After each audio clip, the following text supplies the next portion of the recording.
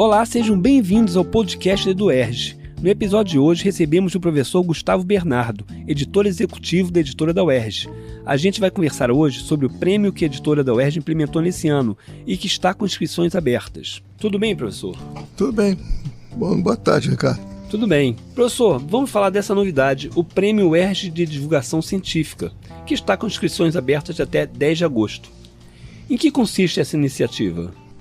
A ideia é chamar atenção, antes de tudo, para a própria necessidade da divulgação científica, ou seja, de que a ciência se preocupe, de ciência, os cientistas, os acadêmicos, os professores universitários, se preocupem em divulgar essa ciência para o máximo de pessoas possíveis. Exatamente não só pela necessidade de democratizar o conhecimento, mas também de lutar contra a epidemia de fake news, né? Principalmente a respeito de ciência. Então é necessário a gente chamar atenção para isso através desse prêmio de divulgação científica, para todas as pessoas, todos os acadêmicos, todos os escritores, principalmente para aqueles que desenvolvem pesquisas científicas, se preocupem em transformar os seus trabalhos em trabalhos que possam ser lidos por quaisquer pessoas, em quaisquer idades, né, mas que sejam pessoas interessadas e curiosas em ter informações sobre ciência. Como é que surgiu a ideia? Já era uma proposta que tinha mesmo antes de você assumir a editora? Eu acho que não. Acho que era uma proposta dessa gestão mesmo, no sentido de que a gente fez no ano passado o Prêmio UERJ de Literatura, contemplando novelas de ficção, chamando atenção para a importância também da literatura como um giro dos saberes. Quer dizer, todos os saberes estão contidos na literatura. E esse prêmio de literatura foi inspirado no prêmio equivalente da Universidade Federal do Espírito Santo, da UFES, né? Então, nesse prêmio, vários gêneros de literatura são contemplados. Eu participei desse concurso antes, ganhei um prêmio de literatura juvenil, né, e foi o que me inspirou a trazer isso. E o de divulgação científica é realmente um acréscimo, né, não existe antes um prêmio equivalente desses, né, para chamar atenção para algo que aí toda a universidade produz, que é o conhecimento científico, e a preocupação de que esse conhecimento seja democratizado. Esse também é o espírito, na verdade, da própria editora da UERJ. Eu, como editor executivo da UERJ, preciso chamar a atenção de que os textos que nos encaminham para a editora sejam essencialmente divulgação científica, ou seja, não sejam textos apenas para os pares, apenas para a banca examinadora de uma tese, apenas para os colegas da própria universidade ou de outras universidades, mas que sejam voltados para quaisquer leitores. E por isso eles precisam buscar, antes de tudo, a clareza que texto de divulgação científica se propõe. Mas que tipo de produção intelectual se enquadra no conceito de divulgação científica? Na verdade, qualquer pesquisa pode se enquadrar, qualquer pesquisa, qualquer investigação, qualquer ensaio sobre qualquer tema pode ser divulgação científica. Você pode, uma tese de doutorado, por exemplo, uma monografia pode ser adaptada para a divulgação científica exatamente nesse sentido. Limpar o texto do protocolo acadêmico, de notas rodapé, 1000 referências todas com número de página, etc., né?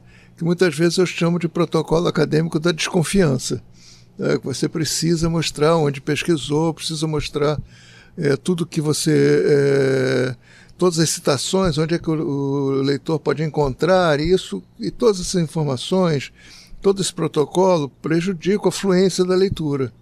Elas servem mais, digamos, à avaliação acadêmica, a avaliação do todo o texto que a gente produz na universidade, quer para a defesa de uma tese, quer para uma revista científica, sofre o escrutínio, sofre a avaliação, sofre o julgamento de pares, né, no sentido de por isso mesmo se preocupa com esse tipo de julgamento. Mas no momento que você vai publicar um livro, você não publica um livro com uma tiragem grande para meia dúzia de pessoas. Você tem que publicar para a maior parte das pessoas. Tem que publicar para, como existe aquela coleção americana típica, né? Religião for dummies, né? Para dummies, quer dizer, dummies é meio mais ou menos idiotas, mas no sentido nossa ideia não é dummies, é para todas as pessoas, e buscando, tá? Então qualquer texto, tá, pode se enquadrar desde que haja uma preocupação de transformá-lo em um texto que seja lido fluentemente por quaisquer pessoas. Por exemplo, uma das coisas que a gente coloca no edital é a preocupação que as pessoas evitem notas de rodapé. Por que essa preocupação? Porque a nota de rodapé quebra a fluência da leitura. Ela normalmente tem um estilo diferente do texto, é mais uma informação de background, uma informação secundária, uma informação bibliográfica, em que você está lendo um argumento, de repente quebra o argumento e você vai ler onde é que você encontrou aquele argumento. Mas isso faz com que o leitor ele tenha que pular de um parágrafo para o pé da página e voltar para aquilo. Isso quebra a fluência. Pior ainda quando você tem determinadas, digamos, áreas, né? Tem um amor especial pela nota de rodapé. E algumas vezes a nota de rodapé é quase do tamanho da página. Você tem duas linhas, tem uma nota de rodapé imensa, que às vezes vai até na outra página. Então, e a nota de rodapé tem um estilo diferente. Uma regra que a gente costuma desenvolver para combater um pouco isso se é importante o que você está dizendo, coloca no texto, tá? No texto corrido. Se não é importante, por que dizer? Tá? Então coloque no texto corrido, e você pode fazer isso, dizendo como encontramos no livro tal, do autor tal, e vai a frase. Você mostra de onde tirou aquela informação, a que você está se referindo, dá crédito devido a quem precisa, sem precisar quebrar o seu estilo, sem precisar quebrar a leitura. Outra coisa que pode quebrar a leitura também é você trabalhar com textos de outra língua, né? Então eu me lembro quando eu fiz mestrado e doutorado, uma professora catedrática da Letras da UERJ, né, dizia que a gente não devia traduzir os textos que usasse, porque qualquer pessoa da área tinha que saber inglês, francês, espanhol e alemão. Ela falava isso mesmo. Óbvio que isso é uma elitização do texto, nem todo mundo sabe, nem todo mundo que está curioso terá que saber. Então, se você muda mesmo quem saiba, se você muda de língua, você muda completamente a cabeça. Quer dizer, uma língua dá uma estrutura de mundo, outra língua dá outra. Então, se você muda de língua e volta para, digamos, do português para o francês, volta para o português, você quebrou bastante a fluência da língua, até para quem é fluente em francês. Então, é preciso, uma dica que a gente dá é que realmente venha o texto traduzido pela própria pessoa, uma tradução que exista, citada qual é, e depois a citação venha em português, e se for adequado, se o autor considerar adequado, coloque o original, aí sim, em nota de rodapé. Porque o leitor pode escolher, tá? Vou conferir se a tradução está correta, vou ler isso, tem algumas pessoas que adoram fazer isso, para ver se tem algum problema, ou vou continuar a ler o texto. Por que eu tenho que ir eu posso confiar no autor. Tá? Meu pressuposto é sempre que a relação entre leitor e autor deve ser uma relação de confiança. Eu não vou ficar catando erro nele. Tá? A relação de confiança não só com o autor, mas também com a editora. Tá? Porque qualquer erro deve ser detectado antes por quem publica o livro também. Tudo para facilitar a vida do leitor, né? Exatamente. A gente falando de divulgação científica, embora tenha esse nome, divulgação científica, o conceito se refere a todas as áreas do conhecimento, não é química e física, é ciência naquele significado mais abrangente. Exatamente. Então serve para quaisquer áreas. A rigor, eu acho que a gente poderia dizer, separar entre divulgação científica e divulgação filosófica. Eu sou de letras, né? Você é de comunicação. Acho que nas nossas áreas a gente não faz ciência, né? A gente não tem laboratório de pesquisa, a gente faz filosofia. A teoria da literatura, que é a minha disciplina, é um ramo da filosofia.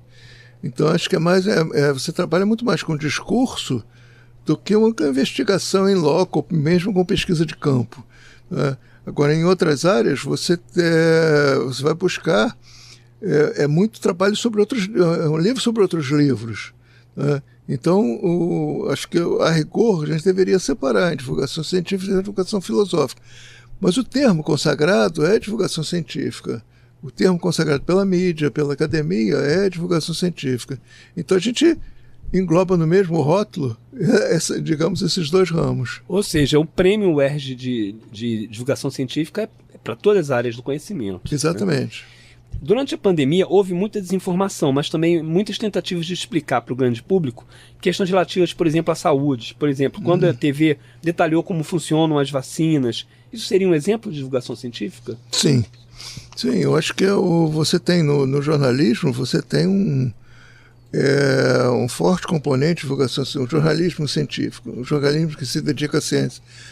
Basicamente a divulgação científica, quer na televisão, quer no rádio, quer nos jornais, nas revistas, é divulgação científica, é falar com o grande público das pesquisas que estão sendo desenvolvidas. Você tem, por exemplo, na Folha de São Paulo, tem um grande matemático, né, Marcelo alguma coisa, agora foge o sobrenome, que ele fala sobre matemática, sobre alta matemática, sobre filosofia matemática para o grande público. Então tem essa preocupação de escrever para a maior parte das pessoas. Isso serve, inclusive, para adiante, talvez para sugerir uma modificação no próprio ensino das nossas matérias de ciências, né? Que elas podem ser para muitos alunos, tanto no ensino fundamental, no ensino médio e até na universidade, como assustadoras, né? Porque cada uma tem uma linguagem própria, cada uma tem o seu próprio jargão, tem seus próprios protocolos, tá? E que dificultam as pessoas que sejam mais curiosas ou que não tenham tido um background forte, ou que não tenham tido um bom ensino de ciências, a acompanharem esse tipo de conhecimento.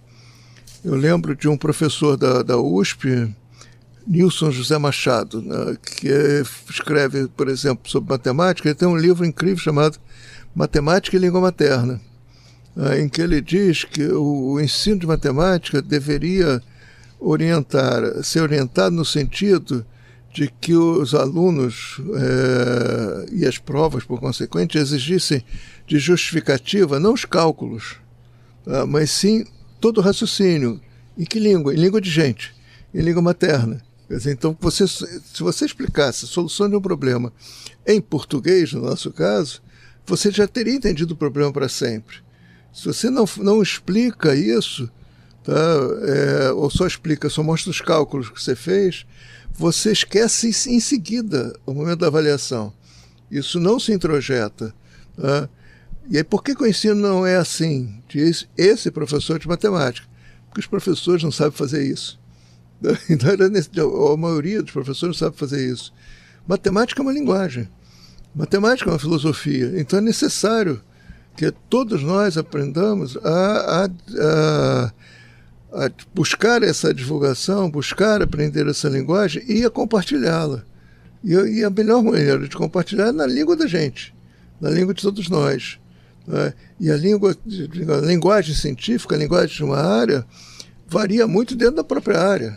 Tem um super especialista, tem um iniciante, tem o curioso, tem a pessoa que de repente se depara com aquilo e gosta, mas isso só é possível se aquilo estiver explicado de maneira clara, tá, para todos, para quaisquer pessoas, né? E você falando agora me remeteu até a um livro que eu li na minha infância, O Homem que Calculava, Malba-Tahan, que trazia matemática, de certa forma, algumas coisas da matemática. Exatamente. De maneira literária, né? Era um escritor, também não me lembro agora, mas o Malba-Tahan era um pseudônimo.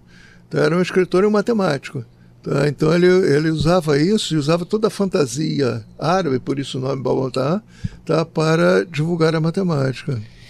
Em relação até a questão da divulgação científica, eu acho que a gente pode até pensar que tem, assim, digamos assim, um certo nível da pesquisa que realmente ele escapa quando é uma coisa, digamos, a parte da ciência que, se nós entrarmos em uma área específica que é muito sofisticada, quando chega lá em cima numa área que realmente não dá para chegar ali, mas para a pessoa chegar naquela área, último degrau, ele precisa se interessar pela ciência desde o começo, né? Sim, exatamente.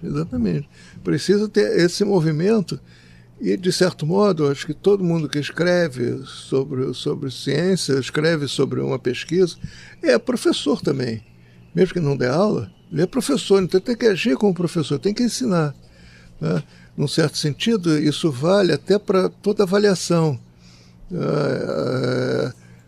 Uma boa prova não só avalia o que o candidato ou o aluno sabe, mas ensina também.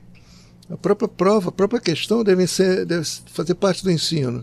Então deve ter algum introito, alguma coisa que mostre alguma coisa que o candidato ou aluno precisa saber, tá? Mesmo que não saiba, a gente mostra para ele. Então, de alguma maneira, a prova ensina inclusive a pensar, ensina a comparar. Tá? Por exemplo, na minha área, uma prova sobre literatura deve fazer referência a livros que se comparem àquele livro que está sendo trabalhado. Então, mostrar que a literatura ou o ensino de literatura ou é literatura comparada ou não é. Tá? Ou não é literatura. Então é preciso comparar, não basta ensinar, por exemplo, só a literatura brasileira. Tem que mostrar a literatura comparada à literatura mundial, a literatura ocidental, pelo menos. Então a divulgação científica, pelo que eu estou entendendo aqui, é um dos objetivos principais de uma editora universitária. Exatamente. Falando do Prêmio UERJ de Divulgação Científica, quais são os requisitos para se inscrever? É necessário o autor ter algum vínculo com a UERJ? Não. Ele pode se inscrever, é um prêmio nacional, ele pode se inscrever de qualquer lugar do Brasil, não é mundial. Tá? Então ele precisa conferir o seu endereço brasileiro. Até porque a gente provavelmente um prêmio um autor que mora em outro país, a gente teria dinheiro para trazê-lo, para premiá-lo. Tá? Então é um prêmio nacional que garante que mora em qualquer lugar do país, do Acre ao Rio Grande do Sul, e ele precisa ter, um dos requisitos é o mesmo que a gente tem para aceitar livros na editora da UERJ, originais para avaliar na editora da UERJ. O autor tem que ter doutorado. Então, o texto tem que ser original de autoria única, não é um texto com mais de um autor. Tá? É um autor só que assine o livro. Então é preciso ter essa referência. E ele buscar, era bom, importante até que ele leia bem o edital e atenda aos critérios, inclusive o tamanho. A gente pede de 100 a 140 páginas, tá? Até porque a gente já chamou 4 pessoas especialistas em divulgação científica de 4 universidades diferentes. Então a gente vai divulgar o nome da comissão julgadora somente depois do resultado, como é de praxe. Tá? Mas a gente tem que ter alguma expectativa do tamanho das obras a serem avaliadas. Se a gente não dá uma limitação, tá? A gente também pode ser surpreendido com textos de 800 páginas. Isso acontece a mesma coisa com o prêmio de literatura. Por isso a gente escolheu novela e não romance. Tá? Até por a questão prática mesmo, de poder ter tamanhos comparáveis. Você vai comparar um autor com outro, para escolher. Você escolhe em critérios gerais, mas também no critério da comparação. Então, eu li um certo número de textos, qual é o melhor? Qual é o segundo melhor? Então, o tamanho é importante a gente determinar, entre 100 e 140. No Prêmio UERJ de Literatura, algumas pessoas entregaram textos, o limite era 80 a 100, se não me engano. Algumas pessoas entregaram textos, como não conseguiu chegar a 80 páginas, entregava textos, ele botava isso na página em cima, página de descanso, com várias páginas em branco, numeradas.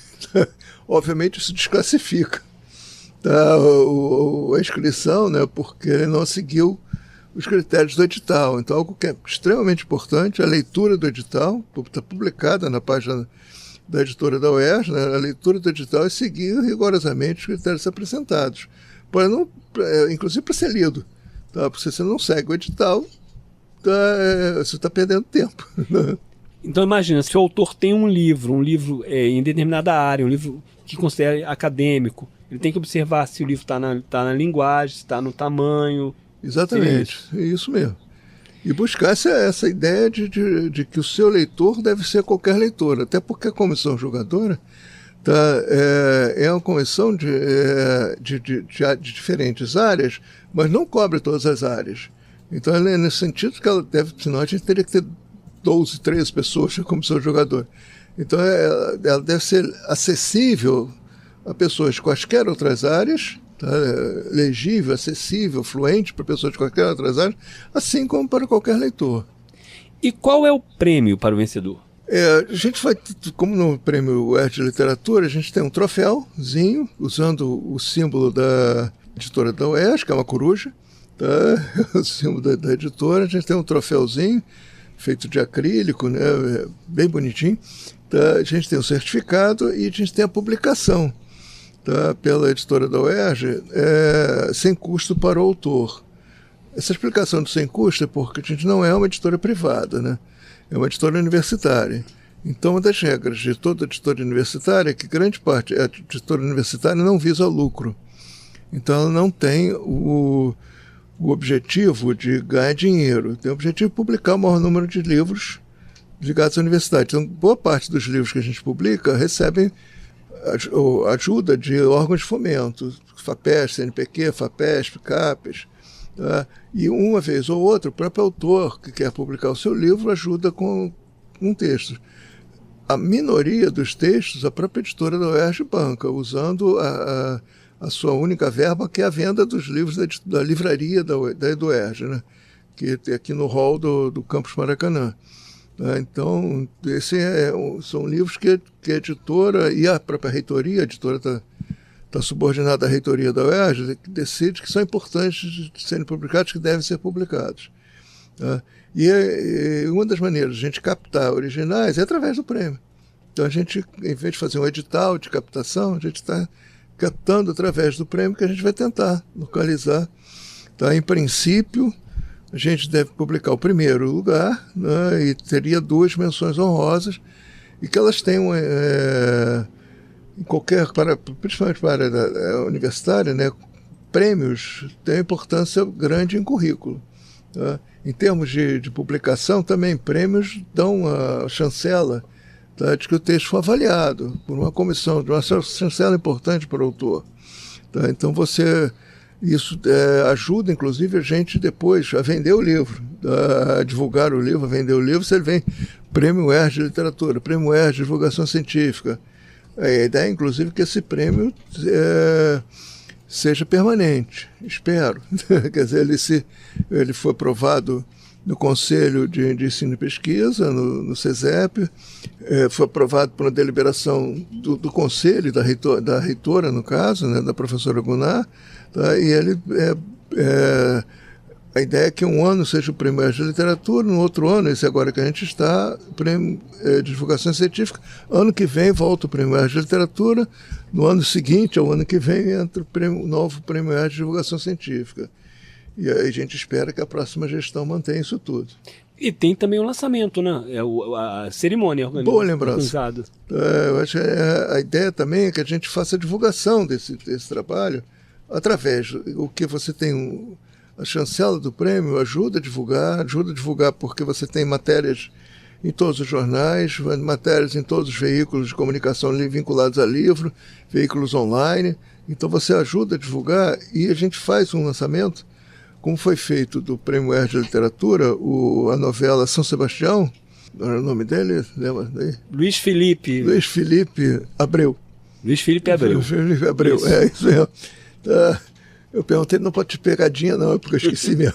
Tá? O Luiz Felipe Abreu, tá? Então ele inclusive é um escritor gaúcho, tá? Por sorte nossa, no caso, ele estava aqui no Rio de Janeiro, está fazendo pós-doc na UFRJ, tá? E ele foi contemplado com esse primeiro prêmio, né? E a gente fez uma cerimônia com a reitora, com o vice-reitor, com a comissão julgadora, tá? Comigo, para falar do livro, desse prêmio, uma cerimônia na Capela Ecumênica da UERJ, e depois, com o lançamento, com direito a vinho, a um buffet, e, obviamente, autógrafos do autor. Tá? Então a gente faz uma divulgação que é um gancho importante para a divulgação do livro, obviamente para a venda do livro, e para a divulgação do autor. Tá? E isso serve para você, você avisa também, o autor que ganha um prêmio, avisa os outros possíveis prêmios de que aquele autor é premiável. Tá? Então, quando você é conhecido, tá? Isso ajuda a divulgação. No nosso caso, parte dos prêmios não pedem pseudônimo. No nosso caso, até porque está ligado à universidade, a gente pede que você inscreva o seu livro, né, com pseudônimo, tá? Para que não haja, para que a comissão julgadora não saiba quem está escrevendo. Até pode ser um conhecido da comissão, pode ser um conhecido nosso, pode ser um professor da UERJ, pode ser um professor da universidade. Só não podem se inscrever no prêmio UERJ de Divulgação Científica eu ou você, ou quaisquer pessoa, ou você, quaisquer pessoas que trabalhem na editora da UERJ. Agora, todo o resto das pessoas que não estão diretamente ligadas à editora da UERJ podem se inscrever com quaisquer livros de todas as áreas do conhecimento, assim como de qualquer universidade, assim como até mesmo de fora da universidade, que tenha doutorado e que tenha desejo e condição de escrever um texto de divulgação científica. Eu considero um prêmio muito em sintonia com o mundo de hoje, porque as pessoas precisam de ciência. Até outro dia estava gente comentando sobre a Terra é plana, coisas assim absurdas, falando que vacinas fazem mal. Então acho que esse prêmio pode contribuir revelando, né, ou incentivando as pessoas a terem acesso a mais ciência que todas as pessoas entendam, né? Eu acho que você deu, inclusive, 2 temas interessantes para o prêmio, né? Um é demonstrações que a Terra não é plana. Ela não é perfeitamente redonda também. Então, mas era interessante mostrar, quer dizer, tem há séculos, desde a início da filosofia grega, a gente sabe que a Terra não é plana.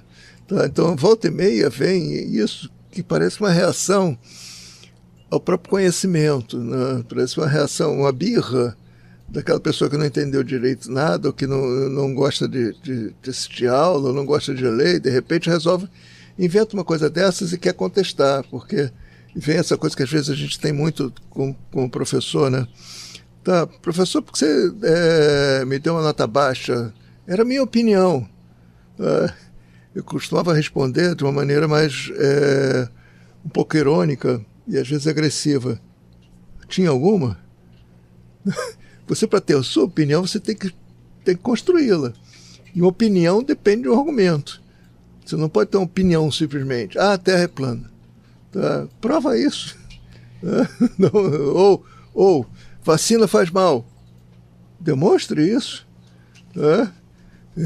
Eu consigo demonstrar que vacina tem reação em algumas pessoas, mas demonstrar que estatisticamente mais de um século, né, a vacina mudou, as vacinas diferentes mudaram completamente a condição da saúde no mundo, né? Salvaram milhões de pessoas. Então era importante, tá? Fizeram que muitos dos nossos filhos sobrevivessem, tá? Que pudessem chegar à vida adulta, né? Então, pensa a vacina, no meio do século, na verdade, uma vacina como a penicilina, 1920. Então, a partir daí você tem todas as outras vacinas, a pneumonia passou a ser combatida com antibióticos no início do século XX. E isso mostra, preciso mostrar isso. Tá? Então, isso é um tema para você colocar um livro sobre isso. Um livro sobre a Terra plana, um livro sobre se as vacinas fazem mal ou não, ou até um livro combatendo as fake news. Tem diz que as vacinas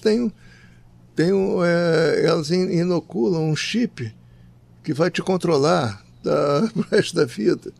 tá? Vai ser os donos do mundo vão te controlar pro resto da vida. Isso é uma besteira meio incomensurável, né?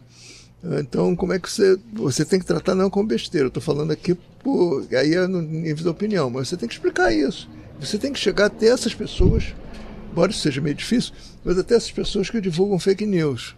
Existe um investimento, né, infelizmente, um investimento negativo, acho, na sociedade, de maneira assim, investimento em preconceito contra a academia, contra o ensino superior. Então, assim, outro dia mesmo estava no ônibus, estava comentando, estava passando aqui, chegando aqui ao UERJ, e tinha pessoas, um senhor e um jovem falando, o UERJ só ensina o que me presta, falando coisas assim negativas, entendeu? Assim, como se a UERJ fosse, não estivesse educando, estivesse deseducando, ao contrário.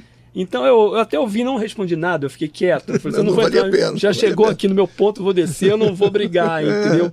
Mas eu acho que, de certa forma, um projeto como esse de divulgação científica é demonstrar que esses conhecimentos que as pessoas utilizam no dia a dia saem de uma pesquisa que geralmente nasce de uma universidade. Inclusive essa questão que se coloca muito das universidades em geral, da UERJ particular, que seria muito ideológica, quer dizer, puxando para a esquerda, digamos assim, não se sustenta minimamente, porque a universidade, como qualquer lugar, é altamente pluralista. Você tem uma série de cientistas de esquerda, tem uma série de cientistas de direita, bons cientistas de direita, tem uma série de cientistas liberais, que ficariam, que a gente chamaria no meio do caminho, etc. Então, há vários cientistas, pensadores, né, que adotam alguma parte do pensamento da esquerda e parte do pensamento da direita. Isso não faz sentido, né? Então, e você considerar que a universidade, quer dizer, que o professor seja capaz de fazer a cabeça dos seus alunos, é considerar todos os alunos como idiotas, né? Como incapazes de pensar por sua própria cabeça. Então, um professor desse tipo vai ser contestado pelos próprios alunos, pelas suas próprias turmas, né? Então é necessário ver que seja contestado com argumentos. Então essa ideia vem muito que ela parece organizada, né? Que vem muito com a extrema-direita no mundo e no Brasil, parece muito feita daqueles do fundão da quinta série.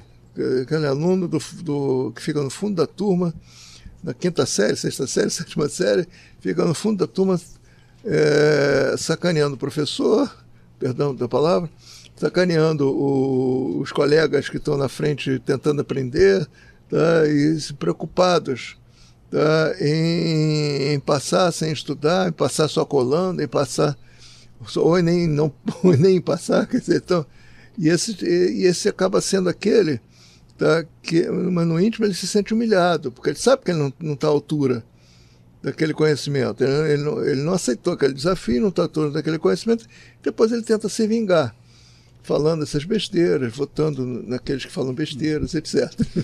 Bom, professor, voltando aqui para o nosso prêmio, a gente chegando aqui ao final do episódio, como é que esse autor interessado em participar, como é que ele faz para se inscrever?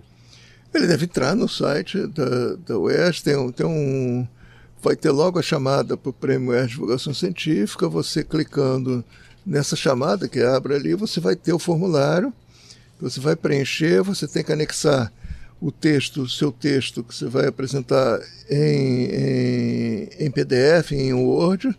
Tá? Você deve ter alguns documentos que precisam que sejam apresentados juntos, que você anexa, tá? Como arquivo, com fotografia, com imagem ou com PDF. Você anexa esses documentos.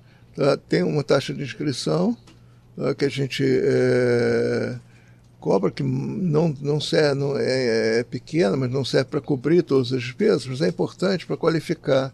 Até a gente tem experiência de outros lugares, se você não cobra nada, vem tudo que não serve, quer dizer, então, ou desvaloriza o trabalho. Então a gente tem uma taxa de inscrição, porque a editora tem todo um trabalho, tá, para fazer esse prêmio, para organizá-lo, para fazer inclusive toda a editora, a equipe da editora, principalmente da coordenação editorial, tem que ler previamente os trabalhos, para ver aqueles que vão para a comissão julgadora, que trabalhos, por exemplo, com páginas página de descanso, ele não precisa ir para a comissão julgadora. Tá? Ou, a gente, no caso do prêmio de literatura, teve gente que era uma novela, teve gente que entregou um poema só, né? de muitas páginas, mas não era a linguagem, não é o gênero pretendido. Tá? Então a gente esse não foi para a comissão julgadora. Então a gente tem um trabalho próprio da editora e depois para os julgadores, que são, obviamente, remunerados por esse trabalho, tá? E que também recebem os seus próprios certificados. O interessado em participar, o candidato precisa estar com o texto, digamos assim, no parâmetro, nos critérios de diagramação. Ele tem que estar atento a isso também, para poder ser tudo isso está no edital. Então, leia bem o edital. Eu lembro que essa coisa do edital é engraçada, porque parece que muita gente não lê o edital do concurso que concorre. Então, eu trabalhei com o diretor do vestibular da UERJ há algum tempo, e a gente falava brincava que a gente tinha que ter 1 ou 2 perguntas sobre o edital. Que não acertasse as perguntas, assim, no artigo tal, o que é que diz o edital, que seria reprovado de cara. Obviamente ele não pode fazer isso, mas dá vontade, porque vem reclamações enormes, assim, centenas de reclamações, de algo que a gente responde as reclamações botando o item do edital que explica aquilo. Olha, você tem que seguir isso aqui, você não seguiu, ponto. Então é necessário essa leitura do edital, que você vai entrar com o texto, quais são os critérios, o que você deve obedecer. Tá? Então leia o edital, isso serve para qualquer concurso. Concurso vestibular, concurso de trabalho, lê quais são os critérios de seleção. Né? Então fica a dica do candidato ler os critérios todos, e o livro pode ser em qualquer área do conhecimento, em linguagem acessível. É um livro acadêmico, né, que tem uma linguagem acessível para todos. E entrar no eduerj.com e ler o edital, e tem também um link para inscrição. Bom, chegamos ao fim do nosso episódio, professor. Muito obrigado pela conversa. Bom, muito obrigado, Ricardo. Valeu. Lembrando aos nossos ouvintes que o Prêmio UERJ de Divulgação Científica está com inscrições abertas até o dia 10 de agosto. E o edital está disponível em eduerj.com. O podcast da EduERJ tem apresentação de Ricardo Graf, produção de Beatriz de Araújo e edição de Ramon Lemes. Até a próxima!